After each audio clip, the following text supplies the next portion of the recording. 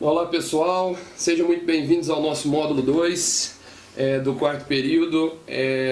Primeiramente eu queria desejar a vocês um bom estudo nesse segundo módulo e parabenizar pelos nossos estudos no módulo 1. Nós vimos aquela temática da identidade e na pós-modernidade, eu gostei muito dos comentários de vocês, então parabéns pelo trabalho feito no primeiro módulo. Sejam bem-vindos a esse módulo em que nós vamos debater a questão da identidade e da construção da identidade feminina.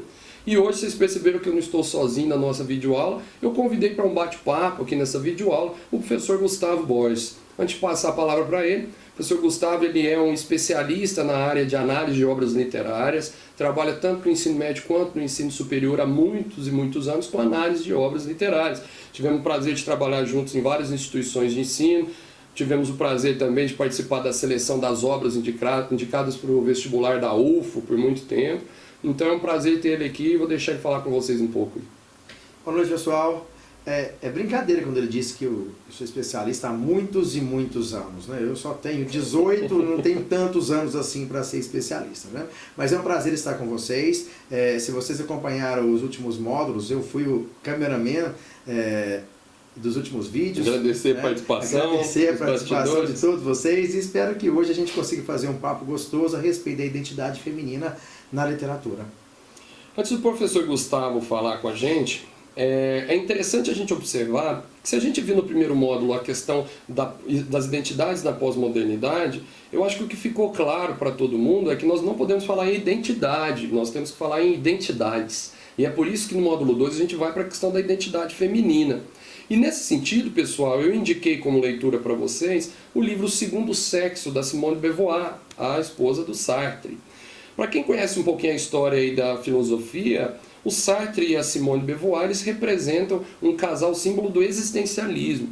E no existencialismo, nós temos muito o debate acerca da noção de essência e existência. Será que nós já nascemos com essência?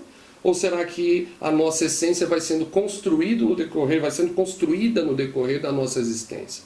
A resposta que os existencialistas nos dão é o segundo caso. Nós construímos a nossa essência. Então todo o movimento do existencialismo foi nesse sentido.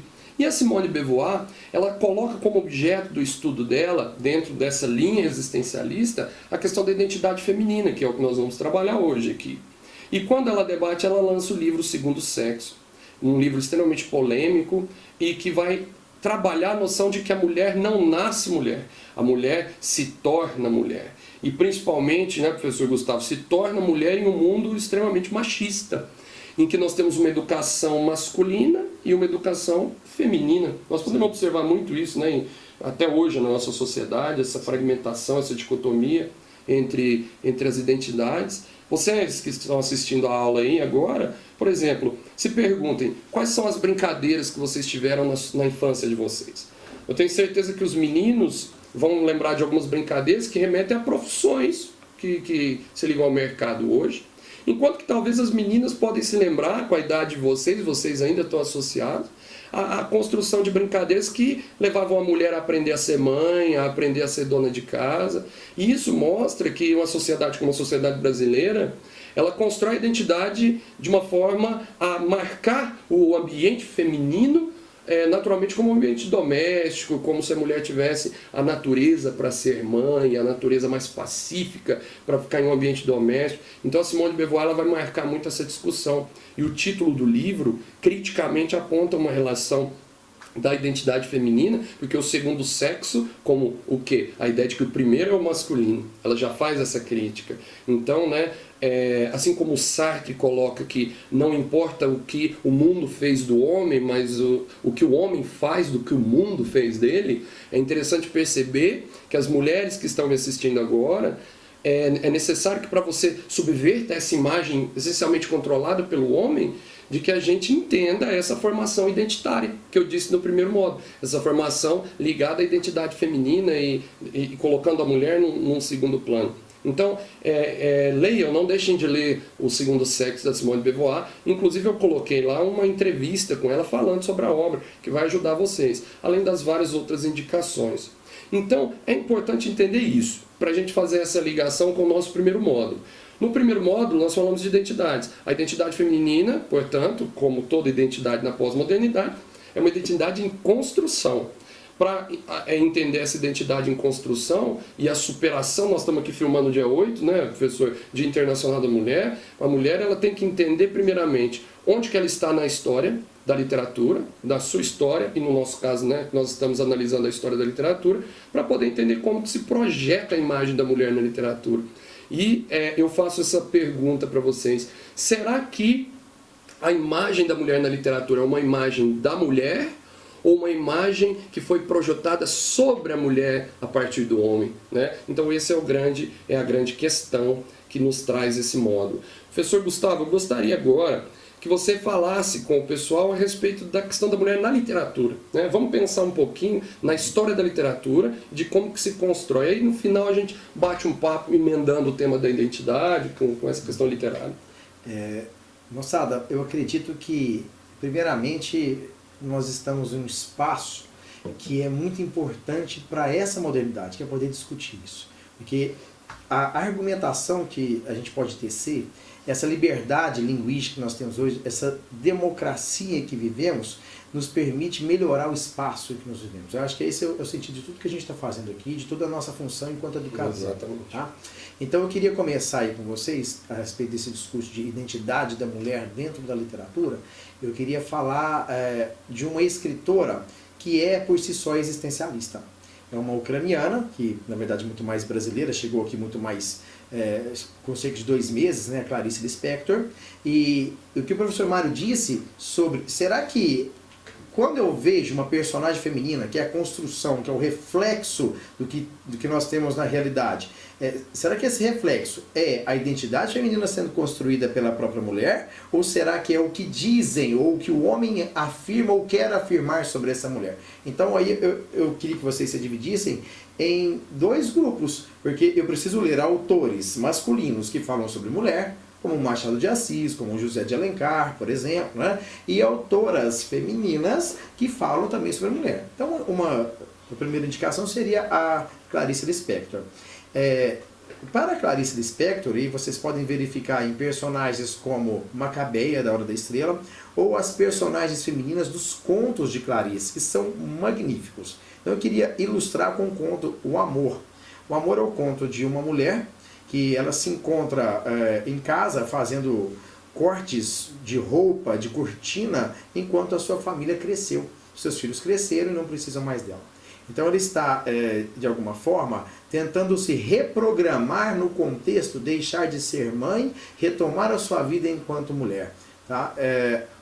Para Clarice Lispector, eu acredito que ela vê a mulher como um ser tão suficiente, e isso não é feminismo, tá? Por favor. É uma confirmação de que a mulher conseguiria ter, por si só, uma identidade que a fizesse feliz sem a companhia do homem. Assim, uma vez feliz, ela poderia compartilhar com esse homem que nunca conseguiria ser feliz sozinho e é dependente da mulher. E é interessante você ter falado, professor Gustavo, sobre a Clarice Lispector, porque nós temos uma outra obra que é a Hora da Estrela, né? E é uma indicação do nosso 3º módulo, em que a gente vai falar dos excluídos, da identidade dos excluídos, e a Macabeia, né? naquela questão, nós vamos fazer a ligação dos excluídos com a questão feminina. Ela é uma personagem clássica, uma mulher que veio do Nordeste sem identidade nenhuma, que vai casar muito com a teoria do Jean-Paul Sartre, que é o existencialismo. Como eu teria uma essência sem antes existir? Então o Sartre ele prega que nós temos uma existência vazia e que a essência seria a construção do nosso conteúdo, da nossa identidade. Macabeia é uma personagem que vai demonstrar isso. Quando ela se preenche, quando ela tem as suas realizações, ela já não faz mais parte do plano, ela é atropelada e morre, né? E professor Gustavo, você está trabalhando esse conceito da mulher já no modernismo, falando da Clarice. Como que a gente pode pensar numa evolução assim progressiva na história da literatura em língua portuguesa da figura feminina? Sim, olha, muito legal esse projeto, tá? Vamos pensar o seguinte, olha, primeiramente vamos dividir a mulher em 2 grupos, né? Os grupos das mulheres derivadas de Lilith. Lilith, segundo a mitologia, ela veio fazer companhia para o Adão no paraíso. Ela veio bonita, do jeito que vocês imaginam, né? Cabelos compridos, seios fartos, cintura, um corpo feminino exuberante, né? E o Adão, naquela solidão, se sentiu muito bem acompanhado com ela. O único problema é que ela também tinha o segundo sexo. ela tinha pênis, né? Isso incomodou demais o Adão. O que significaria ter pênis nessa situação, nessa metáfora, né? Nessa simbologia? Significa dividir. Significa dividir ações, pensamentos, significa compartilhar, e a noção de hierarquia, de machismo, logicamente ela é esvaziada. Agora, as outras mulheres, elas vão ser derivadas de Eva. Aquela mulher que nasceu da costela do Adão, aquela mulher que é submissa a esse Adão, que deve a vida a esse Adão, que faz todos os desejos para esse Adão. Então, ao longo da história, a gente pode pensar, então, mulheres derivadas de Lilith, mulheres derivadas de Eva. Na Idade Média, por exemplo, o Gil Vicente compõe uma sátira, né, uma farsa. Farsa significa uma peça cômica retirada do cotidiano. É comum aí no humanismo não falarmos mais de fantasia, como no trovadorismo, né? Então, essa mulher é uma mulher comum, que ela não tem pai e decide ela mesma escolher o seu marido. Ela quer um homem bonito, um homem charmoso, um homem educado, que saiba violão, que saiba poesia. Um judeu apresenta o Brás da Mata para ela, né? O casamento é malogrado, ela não se dá bem, ele aprende em casa, ele bate nessa Inês e morre na guerra contra os mouros. Então ela quer um segundo marido, que é o Pero Marques, um simples camponês. E aí esse Pero Marques ele vai então realizar os desejos dela até levá-la ao encontro com outro amante, né? Daí a justificativa da obra: mais vale um asno que me carregue que um cavalo que me derrube. Então nós temos aí uma personagem que seria derivada de Lilith, né, pelo seu poder de escolha, pela sua decisão, apesar de ter sofrido. Afinal, o humanismo é uma transição para a idade moderna. É interessante. Daí vem a ver satírica, né, dessa questão do humanismo, o Gil Vicente fazendo essa sátira. Para corrigir a que sociedade. não era algo comum, né, na época da Idade Média, na literatura do trovador. Bom, e a gente falando disso, né, puxando um pouco para a literatura brasileira, dá para a gente falar do arcadismo, que é o neoclassicismo. No neoclassicismo é interessante porque aparece lá, por exemplo, Marília de Dirceu, a figura da mulher, mas como uma musa, né? E essa relação do neoclassicismo, classicismo, já voltamos em Camões, e como que aparece a mulher nessa leitura? Em Camões, no Renascimento em si, e o nosso maior símbolo aí seria Camões, né? Se nós estivéssemos falando da literatura inglesa, seria, por exemplo, Shakespeare, mas em Camões nós temos uma mulher neoplatônica. O que seria esse neoplatonismo? Vamos pensar. Platão dividia o nosso universo em dois mundos: o mundo captado pelos sentidos, o mundo sensível, e o mundo inteligível, o mundo das ideias. Então nós teríamos uma mulher no mundo tangível que ela precisa de um adjetivo para ser bela. Por exemplo, mulher, substantivo, bela, adjetivo. Mulher bela estaria no mundo tangível.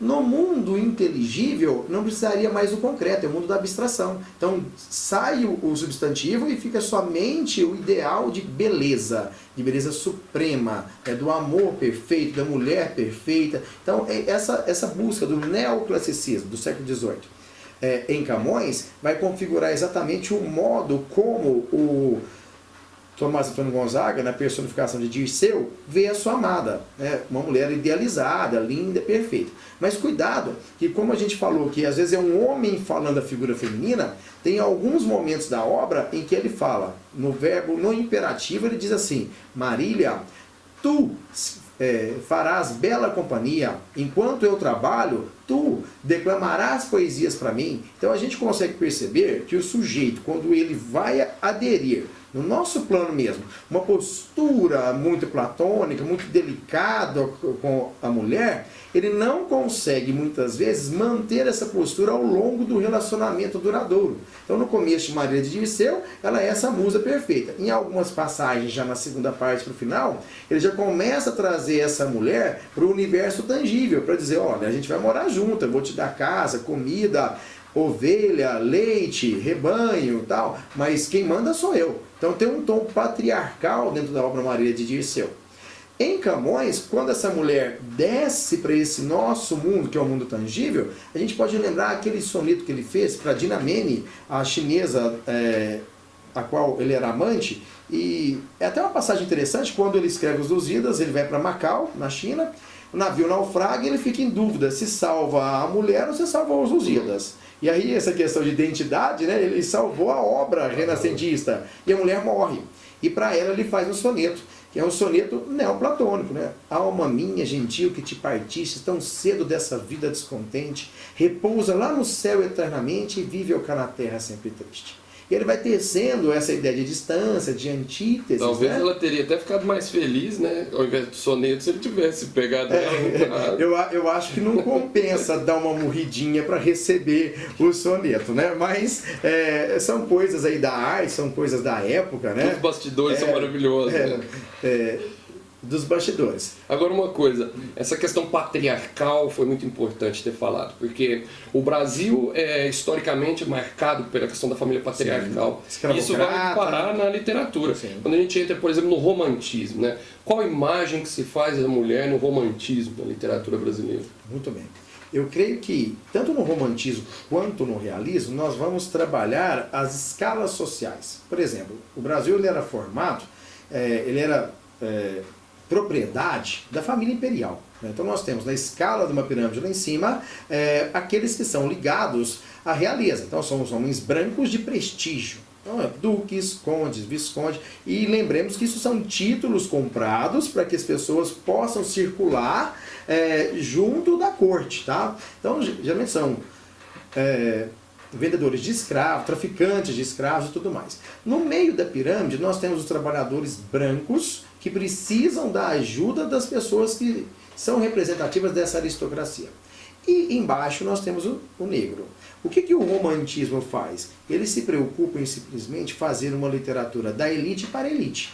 Então ele vai criar estereótipos nas personagens que vão ser modelos didáticos, modelos moralizantes para as pessoas que estão entrando em contato com a obra literária na vida real. Exato. Iracema, por exemplo. Iracema, quando ela perde o seu amado Martim, ela não arruma um outro índio. Aliás, Martim não é índio, né? É um loiro dos olhos azuis. Ela português. Não é português, né? Bonito, portanto, o estereótipo de beleza já está ali, né? Ela não pensa em se casar com um índio. Ela fica sofrendo a falta desse amado, né? Ela não é adúltera, ela não responde à família. No primeiro encontro, para vocês terem uma ideia, quando ela, que era guardadora da tribo, era uma religiosa, né? Ela fazia o segredo da Jurema, que era uma espécie de elixir para entrar em contato com os antepassados. Ela vê o Martim, flecha o Martim na testa, o único lugar que ele não morreria. Então o Alencar pensa nesses detalhes, né?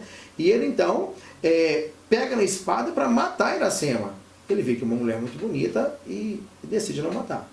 E já está perdidamente apaixonado por ela. E a idealização, né? A figura do romantismo na questão da idealização, da Iracema. Sim, então, essa idealização é fantástica, até no mesmo comportamento. Ela não começa a ter relações ou namora com o próprio Martim ali, como era comum com as índias e os portugueses. Ela pega na mão do Martim e diz, vou te apresentar ao meu pai, para quem é chefe da grande nação Tabajara. Na vida real, respondendo as metáforas, o que a mãe está fazendo com essa fábula? Está dizendo para a filha, tá vendo, minha filha? Quando você for namorar, você tem que apresentar para o papai. O papai tem que conhecer quem é o seu namorado. E esse modelo de fábula já era muito comum na Europa, né? Na Idade Média, por exemplo, né? Na fábula de princesas e dragões. Quem é o dragão? É aquele sujeito que o pai não quer que a filha se case. É o sujeito pobre que está lá embaixo da escala social. Controle, né? O controle da mulher na figura do pai, figura, que depois se transfere para a figura do marido. Sim, também. A mulher não tem vida nenhuma até essa época, não tem identidade nenhuma. A identidade dela se constrói a partir da relação de submissão. É uma mulher Eva, extremamente devota ao seu esposo. E nos romances românticos, como um todo, a gente percebe isso, né? Se a gente vai para José de Alencar, as obras do José de Alencar, todos colocam a mulher como aquela figura. E é interessante também que vocês percebam que a literatura ela se voltava para uma mulher burguesa, e a mulher burguesa que lia esse texto era uma espécie, né, de padronização do comportamento feminino a partir da literatura. Vejo que é uma mulher exemplar e vejo uma mulher que não se deve seguir os seus exemplos. E é por isso que vocês não vão encontrar na literatura romântica, genuinamente romântica, personagens corrompidas sexualmente. Não existe prostituta na literatura romântica. Ah, professor, mas o livro Lucília retrata uma prostituta. Sim, mas é um livro de transição já para o realismo, tá? Mas na literatura genuinamente romântica, a prostituta não se casa, ela não existe, ela não vive feliz para sempre. É justamente, talvez aí, uma espécie de válvula de escape para a sociedade. E essa história é muito interessante, né? Que se a gente for pensar, se a mulher educada ocidentalmente pela Igreja Católica, ela não pode ter prazer sexual, onde o homem que pode ter o prazer vai executar essa ação? Nas casas de prostituição. Então, ao reprimir a identidade sexual também da mulher, cria-se um problema social que é a prostituição. Entendeu? Quer dizer, a literatura ela pega do romantismo e esconde da sociedade, da própria literatura, aquilo que poderia ser o que a sociedade mais odeia. Agora, nesse bate-papo nosso, não pode faltar a figura, né, de uma personagem feminina que ficou marcada na literatura, e vejam a postura do homem, a Capitu. Quando a gente entra no realismo e Machado de Assis, né, a gente tem a Capitu como uma personagem feminina. No entanto, o Dom Casmurro, ele é a visão justamente de um homem. Sim. Nós temos a clássica visão em primeira pessoa do Machado de Assis, e o livro ele fala muito mais, né, sobre essa parcialidade narrativa do que o próprio Bentinho, a própria Capitu. Mas é interessante que um dos personagens femininos marcantes da literatura brasileira seja justamente uma mulher vista pelo olhar de um homem. Sim. Não é? Fala um pouquinho da Capitu pra gente. Bom, eu acho que o que incomoda o Bentinho na relação dele com a Capitu é ela ter atributos que não eram comuns em uma mulher. Qual é o padrão de mulher que o Bentinho conseguiu entender, compreender e amar? É o padrão mãe. E aí a gente cai no complexo de Édipo. Né? A Dona Glória é uma mulher muito católica, uma mulher viúva, que se preocupava com a sua identidade. Tanto que depois que ficou viúva, ela chama o tio Cosme e a prima Justina para morarem com ela. Afinal de contas, lá tinha o José Dias, que não era da família. Isso podia pegar mal para a sociedade. Né? Então, o Bentinho, ele acredita que a Dona Glória é uma mulher santa, uma mulher Eva, né? Uma mulher perfeita. E Capitu, ela sabia inglês, sabia um pouco de francês, não sabia latim, porque o padre não quis ensinar para ela. Olha a construção da identidade aí, né? Ela sabia fazer economia, noções matemáticas, e esses atributos eram atributos puramente masculinos. Então, por receber, por conquistar esses atributos, aqui a gente vai fazer uma ponte até para a mulher atual hoje, né? Ela se constrói a partir daquilo que o homem não quer que ela seja. E aí o relacionamento ele fica muito complicado, né? Eles se separam e ele, personagem da burguesia, personagem da romântico, né? Que não quer se deixar perceber ou se revelar, então ele esconde dos amigos, diz que ela foi viajar para a Europa porque estava doente e tal.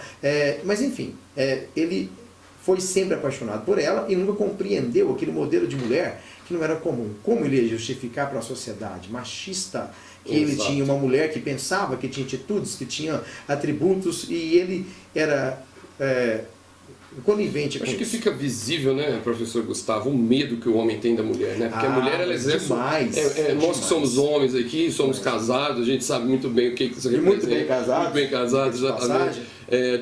Essa questão do medo que o homem tem da mulher, eu acho que passa muito na visão que o homem constrói dela na literatura, que os autores construíram na literatura, que dessa mulher que precisa, de uma certa forma, ser doutrinada. E essa relação com a história, pessoal, ela é muito importante, porque a gente vai perceber os movimentos por direitos civis e, posteriormente, os desdobramentos em movimentos pelo feminismo, pela liberação, né, da postura feminina na sociedade, muito recentemente. Década de 70, nós começamos com esses movimentos. Então é interessante a gente perceber como que a literatura brasileira, ela foi, isso é importante para vocês, casando um comportamento, uma manifestação literária com uma tendência social, uma tendência histórica, né? Isso não se desliga, né? Essa tendência social, gente, é importante demais falar. O que acontece com a mulher que ela consegue se desprender da versão Eva e cai na modernidade, na pós-modernidade, com uma versão Lilith? Pílula anticoncepcional. Então, moçada, eu estava falando para vocês a respeito da importância da anticoncepcional enquanto objeto ou substância que libertou a mulher da versão Eva para a versão Lilith. Antigamente o homem fixava a mulher em casa a partir da quantidade de filhos que ele tinha, e a identidade dele era criada a partir justamente dessa prole extensa. Então ele era um sujeito que era mais macho porque ele tinha mais filhos, né? E a mulher ficava à mercê dessa relação coordenada pela própria igreja, que não poderia ser de outra forma, não poderia se proteger com o anticoncepcional. E ainda existe muita polêmica, né? A questão do anticoncepcional ainda é uma batalha por direitos, de conquista da sexualidade, da livre manifestação da sexualidade feminina, ainda é polêmica. Não tem ainda é muito polêmica. Mas o que a gente tem que retirar disso para a literatura, né? Quando essa mulher, na pós-modernidade, que seria o caso das mulheres que estão me escutando, eu falo com vocês agora, né? Responda para mim, vocês querem se casar agora e terem filho agora, este ano? Eu tenho certeza que a maioria vai dizer não. E vai dizer, quando é que vocês vão se casar? Ah, quando eu estiver bem, quando eu já estiver empregado, depois de formado, ganhando o salário que eu estou sonhando nesse momento, 30 mil por mês, com o carro da firma, com o telefone celular da firma, aí eu vou procurar uma pessoa para me casar. Olha o que vai acontecer. Quando isso acontecer, você vai estar com mais de 30 anos. E aí, na sociologia atual, a quantidade de filhos é reduzida, no máximo 2 filhos por casal. Esses filhos são cada vez mais raros, a criação cada vez muito mais mimada, porque os filhos são agora objetos, e esse homem, para ter filho com você, ele não tem só que implorar para que você pare de tomar um anticoncepcional, mas ele tem que ser aquele príncipe encantado que o romantismo inventou. Ele tem que ser exatamente aquela pessoa que vai realizar os seus desejos do jeito que você imaginou. Então, em vez de esperar o príncipe encantado, a pós-modernidade está fabricando esse príncipe encantado para vocês a todo momento. Só que está forçando uma natureza que o homem não foi criada, né? Agora, se o homem faz isso de forma espontânea, é outro assunto. Ele consegue, né? É lógico que é possível. A manifestação, né? Ela é uma manifestação histórica, sempre histórica, ou na literatura, fora dela. Nós não saímos do nosso tempo, dos valores que guiam o nosso tempo, mas estamos aqui justamente, né? Se vocês estão vendo essa aula, nós estamos aqui justamente para tentar subverter e mostrar, como dissemos no início do nosso bate-papo,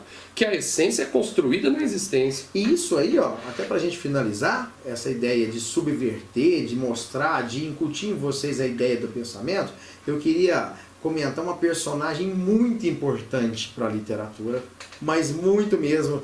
Esse livro, ninguém pode morrer sem ler esse livro. Grande Sertão Veredas, a personagem Diadorim. Na verdade, a personagem Diadorim começa a obra com o nome de Reinaldo. O narrador, Riobaldo, conta essa história para um caixeiro viajante que passa aí na fazenda dele, né? Ele é um mineiro, e mineiro, vocês sabem, gosta de conversar, né? De prosear. E essa prosa vai a noite inteira contando a história do passado. Quando ele era criança, eles cresceram na mesma fazenda, Reinaldo e Riobaldo. A fazenda era do pai do Reinaldo, Joca Ramiro. Joca foi assassinado pelo Hermógenes, e os dois, então, capatazes desde criança, juram vingança. Nessas andanças atrás do Hermógenes, o Reinaldo se declara para Riobaldo, dizendo assim: quando estivermos sós, não me chame mais de Reinaldo, me chame de Diadorim. Em princípio, Riobaldo achou aquilo muito estranho. Logo depois eles encontraram uma pedra muito bonita, e Reinaldo dá essa pedra, essa ametista de presente para um amigo. Eles chegam em uma determinada cidade e era comum que o Riobaldo fosse em casa de prostituição. Logo depois dessa declaração, o Reinaldo estava muito estranho e chamou a atenção do amigo. Olha, o que você está fazendo é errado. Você está abusando dessas mulheres que não têm condição nenhuma, que são pessoas que não têm família, que são pessoas que deitariam com você por qualquer valor. Isso não se faz, isso não é coisa de homem macho, de mineiro fazer, né? E eu queria que você me prometesse que nunca mais você vai dormir com prostituta nenhuma. E o engraçado é que Riobaldo promete. E fica se questionando num conflito psicológico muito forte. Olha, eu sou homem, eu quero mulher, mas por que eu fiz essa promessa? Por que será que quando eu estou perto desse meu amigo eu me sinto tão bem? Por que será que ele está longe, meu coração descompassa? Será que eu estou virando baitolo? Eu não quero ser baitolo, não quero ser boiola, né? Mas eu queria poder ficar mais com essa pessoa. E no final, quando eles encontram o Hermógenes, há a troca de tiros, o Reinaldo é assassinado. Esse é uma cena tão triste quanto a morte da cachorro-baleia, né? Mas só tem a tristeza se você ler a obra toda. Ele então contrata uma mãe de santo para fazer a limpeza do corpo, colocar a mortalha e enterrar. A cena é muito plástica, ele está de costas para uma janela, chorando, pensando que metade dele já morreu, que a outra metade não vale a pena viver. De repente, quando a mãe de santo tira a roupa, ela diz assim: nossa, que moça linda, que corpo perfeito.